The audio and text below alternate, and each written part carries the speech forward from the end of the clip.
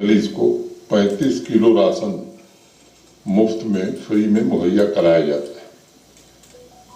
Priority house hold में आज की जो स्कीम है उसमें 5 केजी राशन पर पर्सन फ्री ऑफ कॉस्ट दिया जाता है। 5 किलो राशन पर पर्सन फ्री, माने अगर फैमिली में 2 लोग हैं तो 10 किलो, 3 हैं तो 15 किलो। और ये पिछले दिनों कई लोग मुझे मिले थे, उन्होंने कहा कि साहब हमारा काम चलता नहीं है। तो इस पर विचार करके हमारे सचिव यहाँ बैठे हैं कि कैसे इन लोगों की मदद की जा सकती है। तो एक योजना पर निर्णय किया है प्रशासन ने, prime ministers food supplementation for priority house hold, ये स्कीम हम शुरू कर रहे हैं, जिसमें प्रधानमंत्री गरीब कल्याण अन्न योजना में प्रति महीने मिलने वाले फ्री राशन के अतिरिक्त अधिकतम 10 किलो चावल राइस सब्सिडाइज्ड रेट पर प्रियॉरिटी हाउस होल्ड को दिया जाएगा। प्रियॉरिटी हाउस होल्ड की कैटेगरी में कुल 14.32 लाख राशन कार्ड धारक हैं और बेनिफिशरीज की संख्या लगभग 57,24,000 है। अब इस योजना में प्रति परिवार मैक्सिमम सीलिंग 35 किलोग्राम की रखी गई है। इस तरह से उसको समझ सकते हैं कि अगर 3 व्यक्तियों का परिवार है तो 15 किलो राशन उन्हें मुफ्त मिल रहा है। 10 किलो और जम्मू कश्मीर प्रशासन सब्सिडाइज रेट पर उन्हें देगा। 4 लोगों का परिवार है तो 20 किलो मुफ्त राशन उन्हें मिल रहा है, 10 किलो हम और देंगे। 5 व्यक्तियों का परिवार है तो 25 किलो उन्हें मुफ्त में मिल रहा है, 10 किलो सब्सिडाइज रेट पर उन्हें और दिया जाएगा। लेकिन अगर परिवार 6 लोगों का है तो 30 किलो मुफ्त में मिल रहा है, तो 5 ही किलो पाने के वो हकदार होंगे। मैक्सिमम सीलिंग है 35 किलो। स्कीम डोमेस्टिक के तहत भारत सरकार से ये 34 रुपए प्रति किलो हम खरीदेंगे और 9 रुपए सब्सिडी दे करके 25 रुपए के रेट में ऐसे परिवारों को उपलब्ध कराया जाएगा। मोटे तौर पर लगभग 180 करोड़ रुपए का व्यय इस पर आएगा।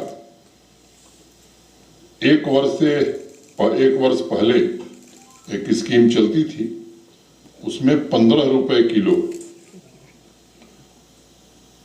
उपलब्ध कराया जाता था ये अन्न। मुझे लगता है कि एक बात इसलिए मैं स्पष्ट करना चाहता हूं कि पहले open market sales scheme domestic के तहत भारत सरकार 20 रुपए प्रति किलो राइस देती थी। ये बात जरा ध्यान देने की है। और 5 रुपए सब्सिडी जम्मू कश्मीर प्रशासन देता था, माने 15 रुपए प्रति किलो उपलब्ध कराया जाता था। आज हमने सब्सिडी लगभग दुगनी कर दी है, 5 रुपए से बढ़ाकर 9 रुपए कर दिया है और जो रेट है 34 रुपए किलो है, इसलिए 9 रुपए सब्सिडी देकर के 25 रुपए किलो चावल सबको उपलब्ध कराया जाएगा। कई लोग ये भी प्रश्न कर सकते हैं कि साहब गेहूं क्यों नहीं दे रहे हैं। 2 कारण है उसके। एक, चावल की खपत या डिमांड में कहूं यहाँ ज्यादा है, और दूसरा open market sales scheme domestic में अब वीट उपलब्ध नहीं है। जिस दिन वीट उपलब्ध हो जाएगा तो वीट भी हम, गेहूं भी यहाँ के लोगों को उपलब्ध कराएंगे। तो हर एक पहलू को जांचा परखा गया है और जैसा मैंने कहा कि गरीब कल्याण को सर्वोच्च प्राथमिकता देते हुए निर्णय लिया गया है। 180 करोड़ रुपए प्रतिवर्ष की धनराशि इस योजना में हम खर्च करने जा रहे हैं ताकि गरीब परिवारों को खाद्य सुरक्षा और सम्मान के साथ जीने का अवसर मिले। मैंने पहले भी कहा है कि माननीय प्रधानमंत्री जी के नेतृत्व में जितनी नीतियां बनाई गई हैं उसमें विशेष रूप से इस बात का ध्यान रखा जाता है कि हर गरीब परिवार सम्मान पूर्वक अपना जीवन यापन कर सके। और यही जम्मू कश्मीर प्रशासन की भी सर्वोच्च प्राथमिकता रही है कि एक वंचित परिवार जो बदलाव हो रहा है उसको महसूस ही न करे बल्कि उसका लाभ उस तक पहुंचे। मुझे पूरा भरोसा है कि prime ministers food supplementation for priority house holds न सिर्फ गरीब परिवारों की अन्न की जरूरतों को पूरा करेगा बल्कि उन्हें अधिकतम सब्सिडी प्रदान करके हम उनके आर्थिक सुरक्षा कवच को भी मजबूत बनाने में हमें सफलता मिलेगी। मैं ऐसे सभी लाभार्थियों प्रायोरिटी हाउस होल्ड्स के जो हैं उनको हृदय से बधाई देता हूं और आगे भी इस तरह के निर्णय जम्मू कश्मीर प्रशासन लोगों के हित में लेता रहेगा। तो मोटे तौर पर आज का विषय यही था। 2 लाइन का के बाद खत्म करूं ताकि आपको अवसर मिले। सलीका ही नहीं शायद उसे महसूस करने का, सलीका ही नहीं शायद उसे महसूस करने का, जो कहता है खुदा है तो नजर आना जरूरी है। उड़ान वालों उड़ानों पे वक्त भारी है, उड़ान वालों उड़ानों पे वक्त भारी है, परों की अब के नहीं हौसलों की बारी है। दुआ करो कि सलामत रहे मेरी हिम्मत, दुआ करो कि सलामत रहे मेरी हिम्मत। ये एक चिराग कई आंधियों पर भारी है, ये एक चिराग कई आंधियों पर भारी है। जो आवास पिछली बार आवंटित किए गए थे उसमें संख्या भी मैंने बताई थी कि 2711 लोगों को हम जमीन दे सके। आगे जब प्रधानमंत्री आवास योजना में और आवास दिए जाएंगे उसमें भी भूमिहीन लोगों को जमीन दी जाएगी। कल आप में से कुछ साथी थे SKICC में, एक कार्यक्रम था ट्राइबल फेस्टिवल का। 15-16 राज्यों के आदिवासी भाई बहन आए। SC/ST समुदाय के लोगों को लगभग 58,000 के आसपास, एग्जैक्ट संख्या 57 या 58, उसमें मोटे तौर पर 40,000 घर, क्योंकि यहाँ ट्राइबल आबादी ज़्यादा है तो ट्राइबल आबादी को ही मिलेगा। कल जो सरकारी आंकड़ा हमारे पास उपलब्ध है, सेक्रेटरी ट्राइबल अफेयर्स ने मुझे कल दिखाया, उसमें 8,000 ऐसे लोग हैं जिनके पास अपनी जमीन नहीं। ये सच है कि पिछले कुछ महीनों से SSB के रिक्रूटमेंट बंद है, लेकिन ये सच नहीं है कि 2-3 वर्षों में नियुक्तियां नहीं हुई हैं। आपकी लोगों की जानकारी के लिए 28,000 से ज्यादा सरकारी पद पिछले 3 वर्षों में भरे गए। सब इंस्पेक्टर के एग्जाम हुए थे, उसमें कुछ लोगों ने सवाल उठाया कि ये एग्जाम ट्रांसपेरेंट ढंग से नहीं हुए। हमने एक जांच समिति बनाई थी अतिरिक्त मुख्य सचिव गृह की अध्यक्षता में, और उस जांच में प्राइमरी रूप से बात आई कि नहीं, जो आरोप लग रहा है वो सही है। फिर CBI को रेफर कर दिया गया था। आप सब लोग रोज अखबारों में पढ़ रहे हैं, कई लोग गिरफ्तार हुए, कार्रवाई जो हो रही है। और उस समय जो एजेंसी एग्जाम करा रही थी उसको टर्मिनेट कर दिया गया था। प्रक्रिया फिर से शुरू हो इसकी अविलंब कोशिश की गई।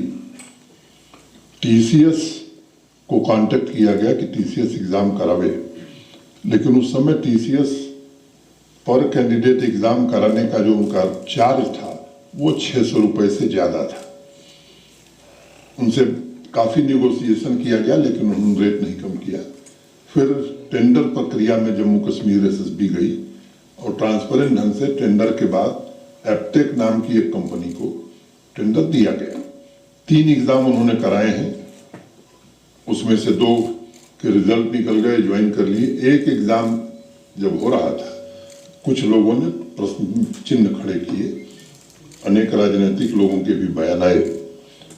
मैंने निजी तौर पर उस कंपनी के शीर्ष लोगों को बुला करके बातचीत की। 1-2 और राज्यों में जो एग्जाम हुए थे, एक संदेह हमको भी खुद समझ में आया कि शुरुआत के 5 मिनट जो एग्जाम के हैं उसमें उनका नेटवर्क असेस हो जा रहा है। तो उनको कहा गया कि ये तकनीकी खामी आप दूर करिए, तब आपके द्वारा एग्जाम कराया जाएगा। बीच में एक बात मैं भूल गया, माननीय उच्च न्यायालय में, हाईकोर्ट में भी कोई सज्जन गए थे।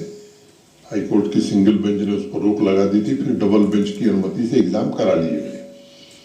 वो हाई कोर्ट में ऑलरेडी पेंडिंग है। जैसे ही हाई कोर्ट से उचित आदेश मिलेगा वो रिजल्ट निकाल दिया जाएगा। बाकी के एग्जाम जल्दी से जल्दी हों, अंतिम चरण में हम हैं। 10 दिन में हम आपको घोषित करेंगे, 15 दिन में, कि कब से एग्जाम शुरू किए जाएंगे। तो ये हमारी सर्वोच्च प्राथमिकता है। जो एडवर्टाइज पोस्ट है वो भी, और जो रिक्त पद है उन्हें भी जल्दी एडवर्टाइज करके भर लिया जाएगा। जहाँ तक अनएम्प्लॉयमेंट का सवाल है तो उस पर मैं 2 वाक्य जोड़ना जरूरी समझता हूँ कि एम्प्लॉयमेंट केवल सरकारी नौकरी नहीं होती है। मुझे लगता है कि गवर्नमेंट जॉब अगर आप देखेंगी, अगर दूसरे स्टेट से तुलना करेंगी, तो मुझे लगता है कि यहाँ गवर्नमेंट एम्प्लॉयमेंट बाकी देश के बाकी राज्यों और हिस्सों से बहुत ज़्यादा है। सरकारी नौकरी की, गवर्नमेंट जॉब की एक सीमा है। और क्या तरीके हो सकते हैं, तो उन तरीकों पर भी हम लोग काम कर रहे हैं।